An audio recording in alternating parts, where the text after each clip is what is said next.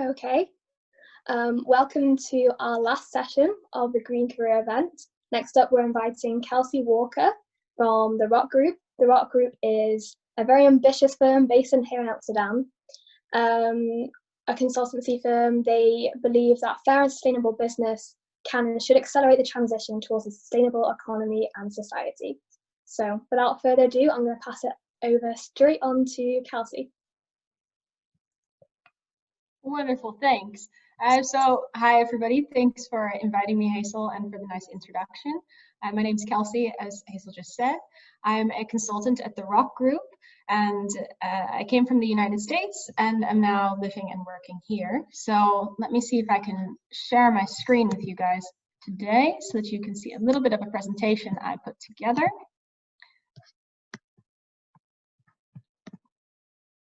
And maybe Hazel, you could let me know if this is working. Can you guys see what I'm seeing right now? Yeah? Okay, perfect. So let's get started. What I wanted to share with you today, and let me see if I can minimize this here. So what I wanted to share with you guys today is I kind of thought about, okay, what would be nice to talk about for the career event. And I wanted to share a little bit about who I am, also about what I do, because I think that might be interesting to you, but reflecting on maybe where you're coming from, so in your studies or finishing or beginning your studies, that it would be nice to share with you a bit of how I got to where I am, and maybe synthesize some learnings that I had along the way or some challenges that I had along the way, as it might be applicable to you guys. So my goal is to really get you excited about your future green career, and to maybe help you in figuring out how to get there. So as I said, I came from the United States. I have a bachelor's in environmental science with a specialization in ecosystem restoration. And I also took some time to do some field studies in New Zealand. I took some time in Germany working there as an au pair, and before coming to the Netherlands to do my master's here, and then started working here. So that's a bit of my background, and now I'd like to tell you a bit about where I work. So as you just heard in the introduction, I work at TheRockGroup, and we like to think that we drive sustainable business. So it's a firm that is based here. We're actually located very close to the Roos Island campus. It's called the KIT. I see my internet connection is unstable, so please interrupt me if you have a hard time hearing me or I need to repeat, but otherwise I'll keep moving forward. And we were founded in 2011, so not too old, but just old enough, I'd like to think. We have offices in Brussels, also in the UK and in Africa, and we work quite often in Asia. So we get around a bit, kind of spreading the sustainability mission. And what we do, or how we do that, so how we work on transitioning society and the economy towards a more sustainable one, is by working underneath the transition theory framework. So what we do is we work with businesses, the existing ones that are either small to large, international governments, all of these existing players, on their strategy and implementation of sustainability. So this is basically sustainability consulting.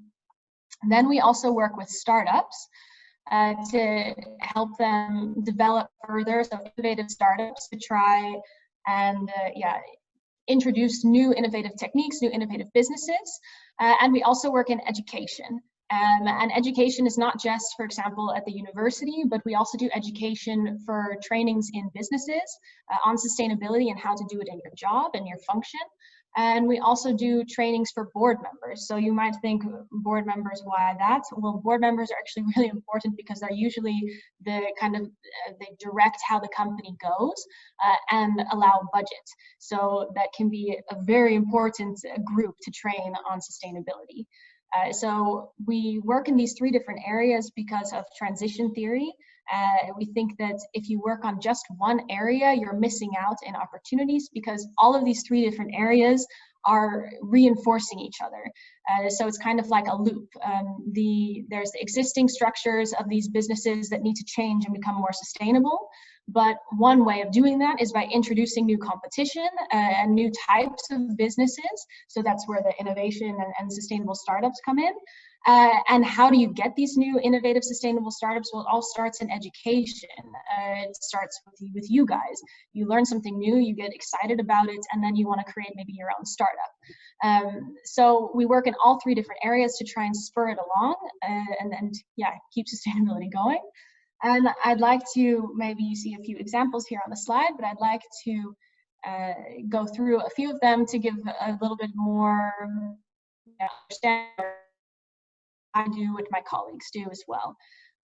So I'd like to start with the Sustainability Strategy and Implementation, which is consultancy. And you can see here we work with some organizations or sectors that you think, hey, but these aren't sustainable. Why do you do this? So for example, we've worked with airports in the Netherlands, also worked with the agricultural associations. I've also done a project for Shell before, and you think, now, why? We pick our clients based on if we think that we can make a real impact.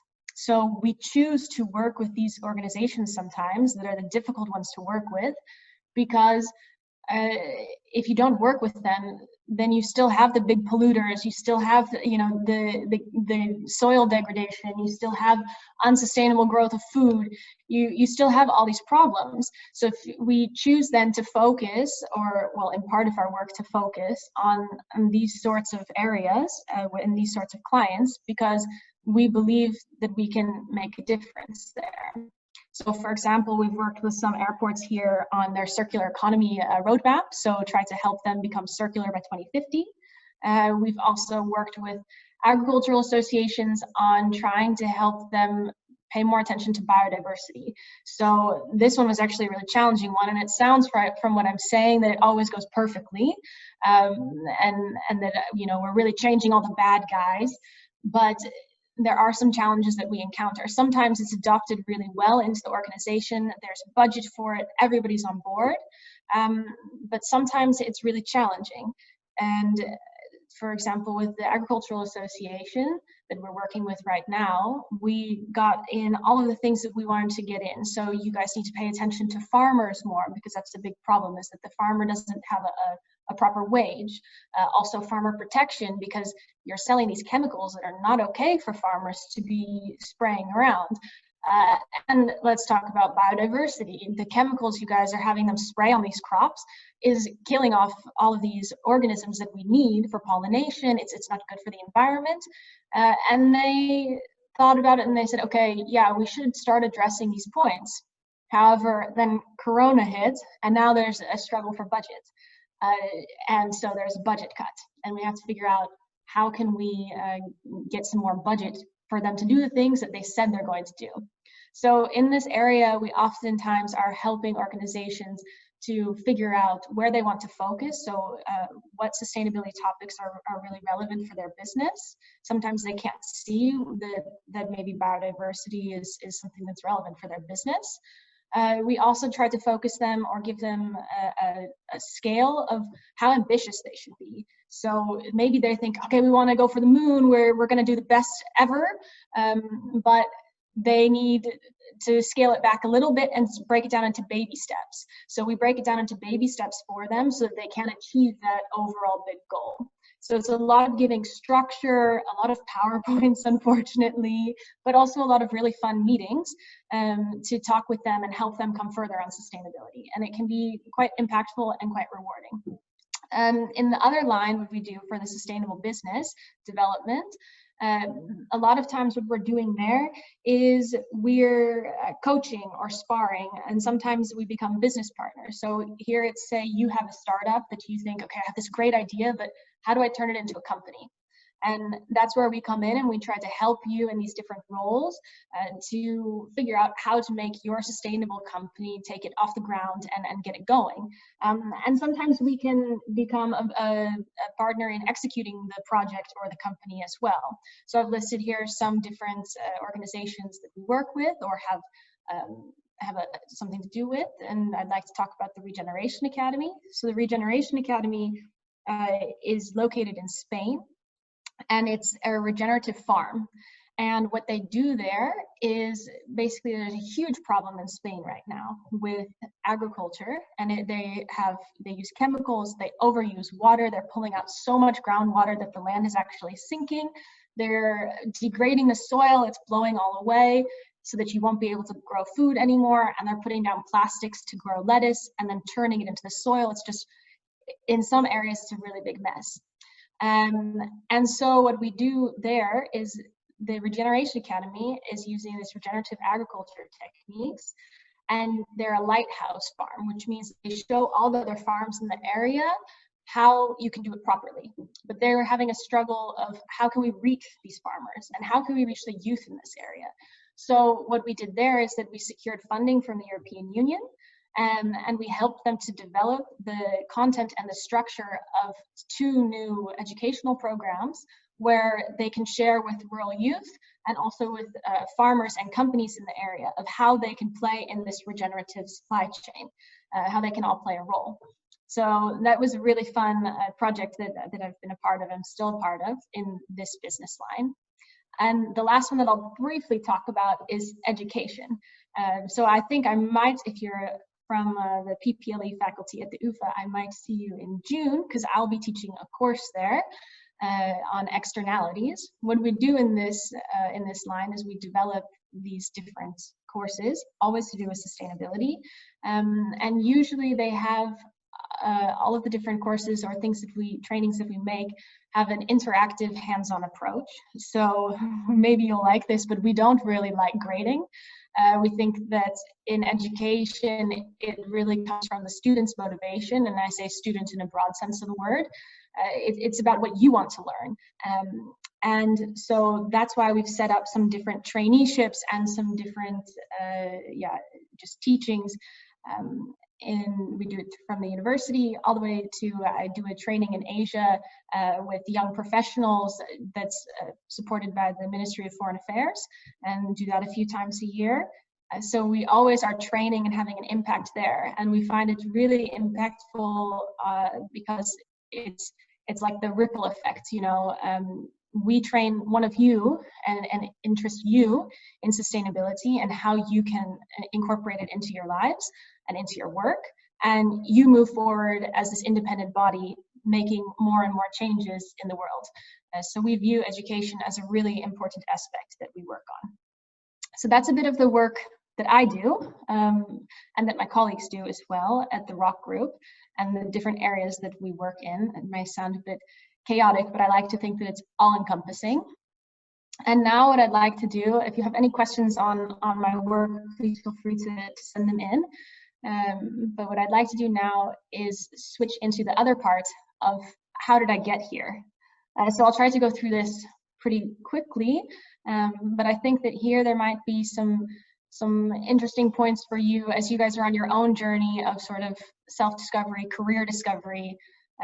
How do you know what is the right choice to make? I've had a lot of coffees with people that have emailed me and said, hey, I see you're not from here. I'm also trying to find a job. I'm close to graduating. How did you manage to do it? So I tried to synthesize that here in a little short story of me, and give you guys some of the tips that I learned along the way. So you'll notice that some of these photos are self photos. So this one is from me. You can see me in there. But I wanted to begin with my choice of how I picked my bachelor's. So in the United States, I'm not sure how it is where this international audience is coming from, but in the United States, it's very much where you pick what you pick for your bachelor's sets you up for what you're going to do for your career and for the rest of your life. So it's a very important decision. And I really felt that pressure. But along with that pressure, I also felt,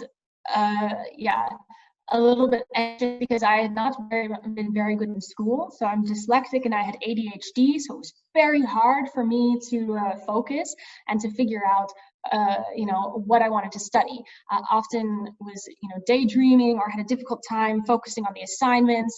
And so I switched around a lot when I got into college. I went from wanting to study English and be a teacher to wanting to do law, so pre-law, to wanting to study anthropology, maybe, you know, biological anthropology, cultural anthropology, I don't know. There were so many interesting things, but none of them felt totally right. And I started to take some other courses, so you can dabble a bit, and I started to take some courses and noticed that any of the courses that had to do with ocean systems or with ecosystems or with organisms, just basically the environment in general, I was really interested in.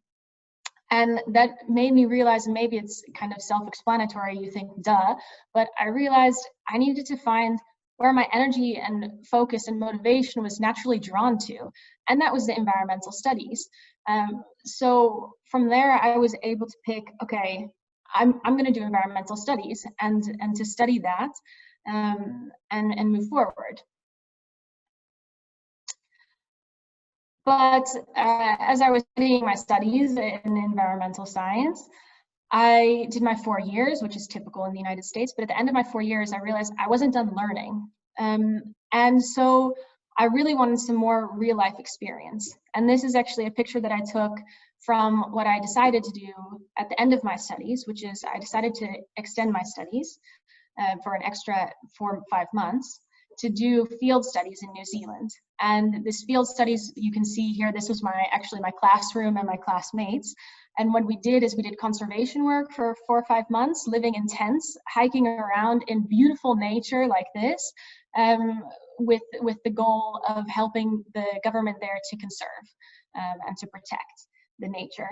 And so this was actually a really important thing for me to do because it inspired me. So it inspired me to see that actually government can come together with these local people who are fiercely protective of nature. I don't know if any of you have been to New Zealand, but you know, there's a lot of controls when you come in the country because it's so unique, the nature there, that you have to protect it. So they check your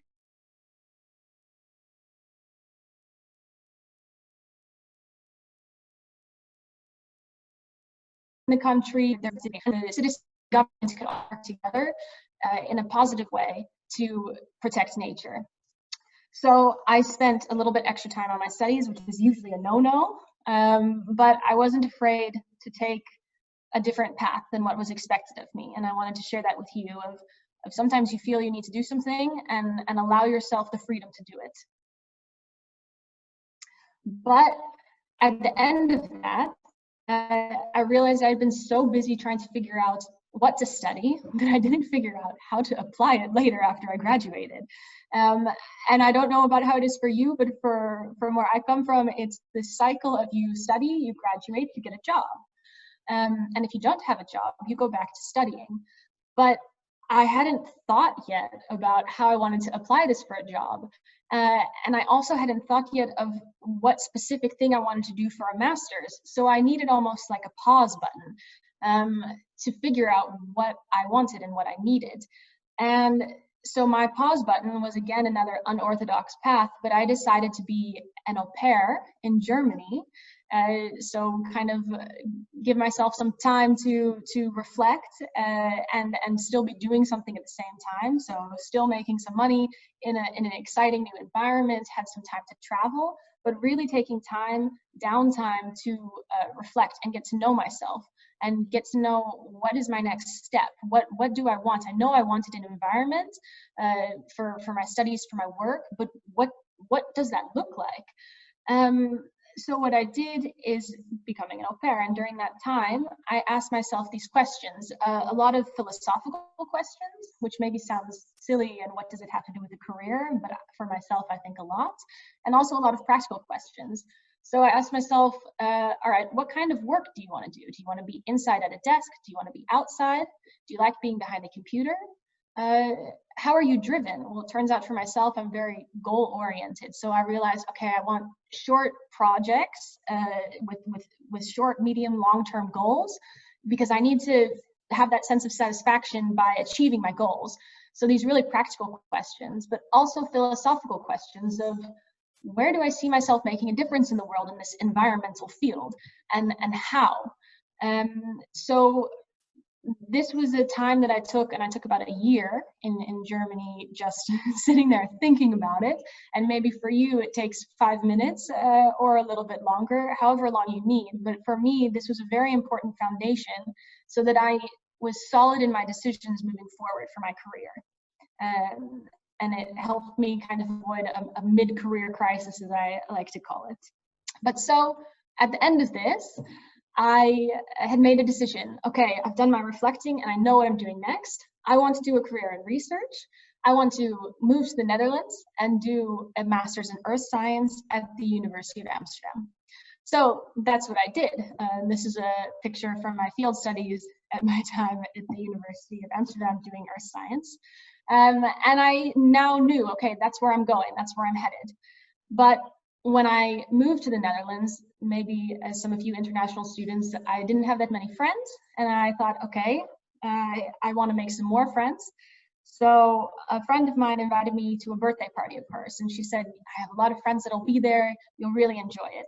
And this is not a picture from the birthday party, by the way. This is credits to photo stock or something like that. But we were at the party and she was introducing me to some of her friends. And we were just talking about life and what we wanted. And I shared with one of the people about, you know, my ambitions and what I'm interested in. And two very important things came out of me sharing that really put me on my career path for today. One of them, actually coincidentally, is that one of the girls that was on the boat was at the party, was starting up the UvA Green office. And she said, Kelsey, I need help. Can you please help me? Shall we start up the UvA Green office together? And I thought, yeah, fine, why not? This sounds fun. So together, she and I set up the UvA Green office. And this was a really important experience for me because it got my feet wet in the business world. Before that, I had been so busy looking into nature, enjoying life out there, but I didn't think about how it would be applied in the business world. And this was the first time that my mind started thinking a different way of, hey, but businesses have a big impact, a really big impact on the environment. And I can protect it out in nature and remove invasive species, but what about all these other impacts that are happening? Maybe I need to think bigger than this. And I got to try that through the UvA Green office. But the second thing that I also got from this was a connection to the Tesla minor, which is a sustainability consulting minor offered at the UvA. And I decided to try it. And so these two different things really changed my career path, because what I realized in trying the Tesla minor is that I enjoy it. I enjoy sustainability consulting. I enjoy the business world of it. But crap, I made it difficult for myself because I really wanted to do a PhD, do research. That's where I was headed. So maybe as a true scientist that I am, I created an opportunity for myself to test out both. So with the Tesla minor, I was offered an internship then afterwards in sustainability consulting, and I took it. But at the same time, for my master's thesis, I set up a very technical eco-toxicology master's, because I thought, all right, this will get me a chance to know what it's like in the lab, and if I really like it or not. So I kind of had a choice between these two different worlds, and I tried on both hats, you know, to try and see which one I wanted. And it was a very conscious decision of mine, or to set these two things up so that I could make an informed choice. And the reason I did it is because a lot of times there's a lot of fantasy over what something will be like in real life. You think, oh, this is glamorous, or this is what it will be like to do a PhD or to do research. But when you get into the thick of it, it's quite different. So I wanted to kind of disillusion myself from it and really see how it was before fully committing. And surprise, surprise, spoiler alert, I changed my plans a bit, and I actually chose to go into sustainability consulting. And kind of again reaffirming this share what you want to share, even if you don't know who you're talking to or what you're going to get out of it, let's just share. I actually got offered my job at the gym in the UvA at Science Park. So my current boss was there as well, and we knew each other from my study. And he said, "Hey, what are you doing after you graduate?" And I just shared of where I was in life and where my interests were lying, what I thought I was wanting to do. And he said, "Hey, well, we actually need somebody. Would you want to come and apply to work for us?" So again, share with everybody, because you don't know who you're talking to and what's going on in their world or what will pop up from it. But also recognize that it's okay to change your plans, because if you'd asked me 4 years ago if I would be here right now, I would have said no. But it's still me doing something in the environmental field. It's just me doing something a little bit different, and that's okay. But one of the last things I want to share with you is that, in my opinion, there's no such thing as a dream job. Just as I have changed so much from, the person that was studying environmental science in California in the United States to the person that I am now, what I think is important is still, protecting the environment, protecting the world that we live in, and making sure that it's there for generations to come in a way that can be used, and not just for us, but also for the organisms, for all the animals and nature too. But I'm doing it in a different way than what I had envisioned, and it can also change again. So for right now, I'm a sustainability consultant, but who knows what will happen in another 5 or 10 years. And I leave myself open for that. So I also encourage you to leave yourselves open for it too. So in my opinion, finding your green career is a combination of hard work, smart choices, a little bit of luck, and trusting yourself. But that's my opinion, and I'm curious to hear about what you guys have to say now. So if there's any questions, I see, let me see, I'll stop sharing my screen.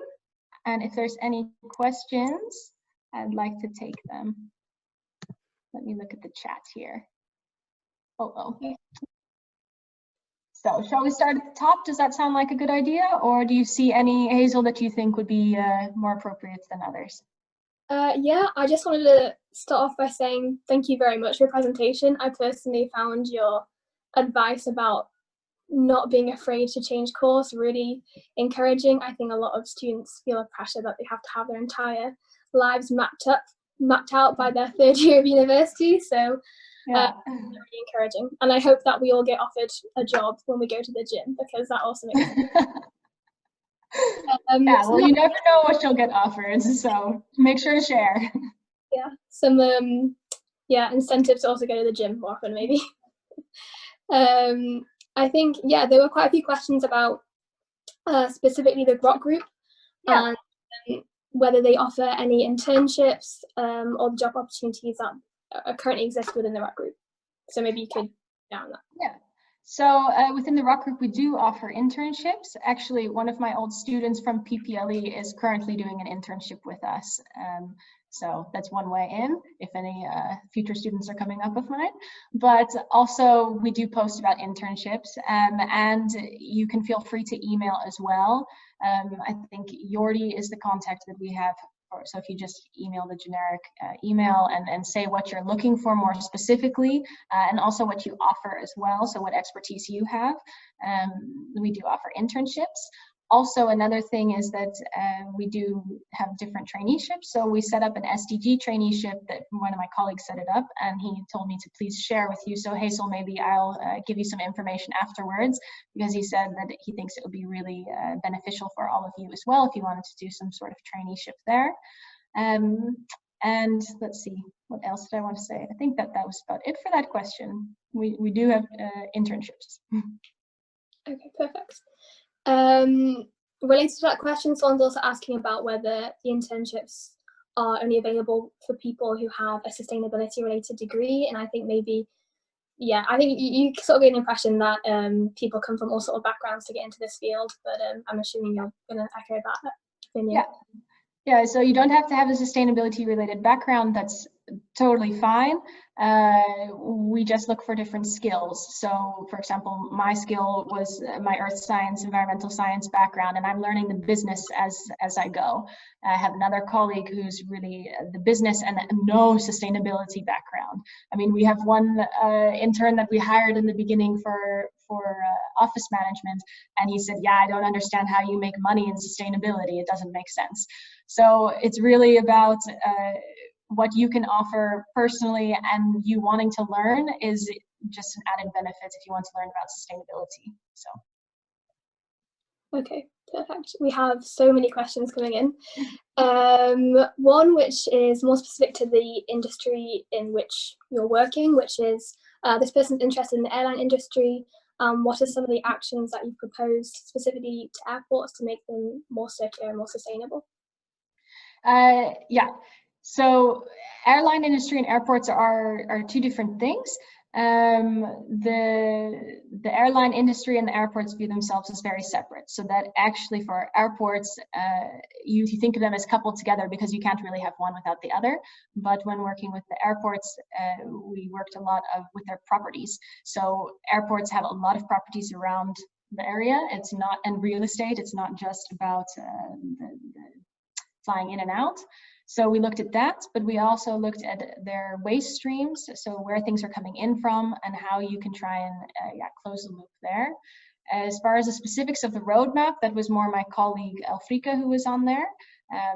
And she actually was the CEO of KLM in the UK for a while, so she has a big background in the industry. And we can give you more information, or I can ask her for more information if you want more specifics on that roadmap. That sounds really interesting. Yeah. This question is about how you ensure your advice leaves lasting impacts, and rather being made to feel like you're greenwashing about it. And I think that's something that I was also wondering. You mentioned that one of your clients was Shell, and I was wondering how often, despite being employed by them, do you ever feel that your advice isn't being recognised and some people are less willing to adopt all the advice that you give? Yeah, so that's a really good question.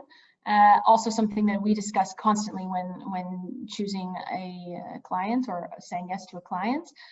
Shell was one of the clients that we got asked from the Ministry of Foreign Affairs to consult on, and did our best there. There we were working a lot on circular economy, so minimizing waste through a new anti-corrosive product that they introduced. But the whole time we were thinking, yeah, but this is not where their impact is, and we're doing this because, you know, we should kind of need to, but we wish that we could really tackle the issues here. In the ones that we pick for ourselves, our approach is always as hands-on as possible. So we're not a consultancy that does a lot of reports, which is very good for my dyslexia, but we often have meetings, and we give them really practical hands-on advice and make sure that it's incorporated. And we give them advice on how to put it into the business cycles of their organization, so that it's not this one-off project that then is gone. Because absolutely, that's what we want to avoid, is greenwashing. And if we think that it's going to be greenwashing, we won't do it. And that's led to some conflicts with some clients where they were, how can you say this, you know? But it's a fight that you, I think, have to pick and know when to pick, and it also comes in your approach. So as I said, with us working by being very hands-on with the clients and not just giving them a report, we ensure that it is embedded into the organization and not just put in the drawer and, okay, well, we did something, you know? Yeah, that sounds quite encouraging. I was wondering specifically with regards to Shell, if you were part of the team which did advise them, what kind of advice you actually gave to a huge oil company? Yeah, no, so as I said, it was in the Philippines that we did this project, and it was a very short project, so it wasn't, as I said, tackling the main externalities or issues that you think of when you think of Shell. It was looking at circular economy there. So they had developed a new product, and they realized that in tropical regions there's a lot of corrosion in shipping and any sort of industry that uses metal. And they, together with another organization, were setting up, or we're looking at anti-corrosive products, creating anti-corrosive products to stop metal waste. So there we helped them set up actually it's live now, I think. It's a center of excellence for corrosion or anti-corrosion in the Philippines. And we talked to them about how they could set this business up, or how they could set up this center, but also told them, hey, you can't only be making money on this product. What about jobs for people that have a distance to the labor market? So for people that don't have jobs, you should be giving something back to the community. What about your supply chain? Take that into account when developing these products. It should be as local as possible. What about the toxicity of these products? You need to make sure that they're tested, and you need to make sure that they're not toxic. So we also focus them on more than just, okay, let's come with anti-corrosives and it'll be circular economy, because that seemed a bit lax. So we focus them on the other issues that they could touch on with this center. But meanwhile, really wanted to go into the real issues, but that unfortunately wasn't our contract at that time. Okay, thanks, that was really interesting. A question from Juliet about, can you talk a bit more about the projects that you're currently involved in specifically, and how could we contribute to help the projects that you're working on? Yeah, let's see. So the projects that I'm working on right now I have to list them off in my head. Some of them are for private clients, so I can't say anything there.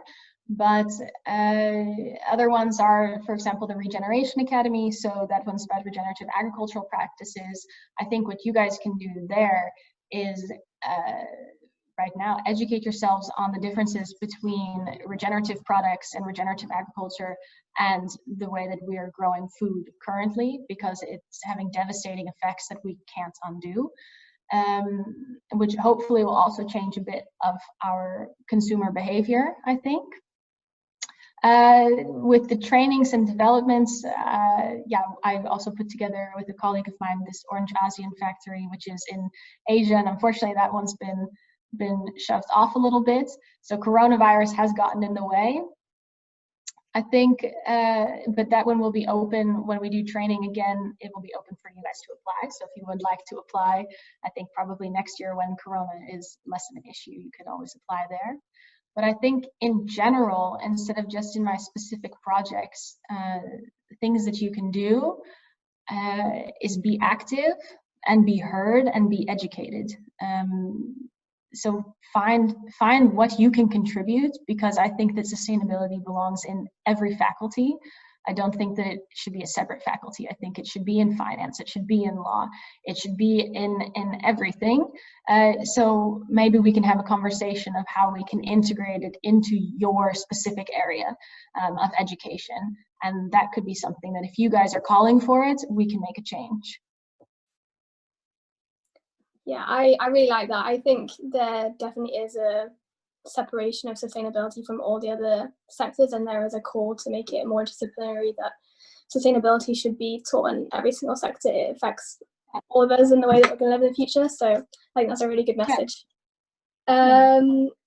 Related to that, so something you mentioned, Siley, someone's asking, do you mainly get hired by private companies, or do a lot of your funding come from private companies, or do you also have a relationship with governmental organizations? Yeah, that's a good question, and it depends on actually what business line we're talking about usually. So as I said, with Regeneration Academy and some of those other startups, we have secured funding from the European Union, and that's where some of that funding comes from. But a lot of the other stuff, the business and strategy is from private clients. And with some of the training programs, like I said, the Ministry of Foreign Affairs is a big funder and player in the international trainings that we give. So they view it as an international relationship sort of thing, where we're training locals and also training Dutch students or young entrepreneurs as well. And so it's kind of like a mini trade mission or soft diplomacy to help economic friendliness in the future. A lot of vague words, but I think you know what I mean. So we also get funding from them. It comes a bit from everywhere. as well as putting in our own. So one of the things I'm very proud of with our partners is that they're not afraid to put their own funding into something they really believe in. So we do have shares in some of the companies that we are supporting in the innovation and sustainable startups as a way of paying for service, but also just because we believe in it. And so we're trying to find a way to make it work. So it's a combination of where all of our funding comes from, and it kind of depends on what business line we're in. Okay. We've probably got time for only one or two more questions. So there are questions specifically on the traineeships that you offer and the Sustainable Development Goals traineeships. When is it the best time to apply to them? When do they start? Is it only available if you're in the Netherlands? And otherwise, is all this information available on your website? I think that for the traineeship, so if you want a traineeship or something from the RockGroup, an internship from the RockGroup, I'd say email us. Only I'm just going to cut it short because of time. And for the SDE traineeship, Hazel, I will give you the information, and then perhaps you can post it on the Green Office Facebook thing or something, and all of you can see it and get more information there. Yeah, we'll definitely do that. I think we're posting quite a lot of information about all the guest speakers in the next day or two, so people who missed it or forgot the email address can catch up and find it as well. Perfect. I think we'll make this the last question. Obviously, the RockGroup is based in Amsterdam, but I was wondering, but you have clients from all over the world, so I was wondering what kind of internationals do you personally have with working for the RockGroup? Do you have the ability to, are you just based in Amsterdam, or what opportunities do you have to move around, really? Yeah, I think you create your opportunities. So my favorite thing is make work for you. I wanted to work in biodiversity and regenerative agriculture, and then we started working in Spain with this farm. My boss, who set up the Orange ASEAN program, so how we work in Asia a lot, he just wanted to work in Hong Kong and in Asia, and then he found a way to make a training program and make funding. And I recently just had a call with them and said, hey, I want to spend more time with my bosses, and said, hey, I want to spend more time in the States. I'm going to look for clients there. And they said, go for it. So it's really, you have a lot of opportunity and a lot of freedom as long as you're in line with the different things that we're doing at work. You have all the freedom to do what you want and go where you want. So it's nice. Okay, perfect. That sounds really exciting. I think we're going to have to pull the presentation to a close. If you have any further questions, you can email the Green Office Career Day email address. Sorry to interrupt, but could I ask one question of all of you? Could you guys please add me on LinkedIn, and also maybe you want to follow the RockGroup for, we do a lot of different events and things that you in Amsterdam that you can come to, or organize online things as well. So if you want some more information, you can follow our RockGroup on LinkedIn, and you can also add me as well. Great. I'm sure a lot of us will do that. And I'm sure the Green Office and Students for Sustainability Amsterdam will want to work closely with the RockGroup in future as well. Great. So yeah, like I said, you can email us and we'll pass for any of the guests that we've had over the last 2 days, and we'll forward them to the speakers, and we'll try and get answers to all of your questions. I want to say thank you to you, Kelsey, for an amazing presentation.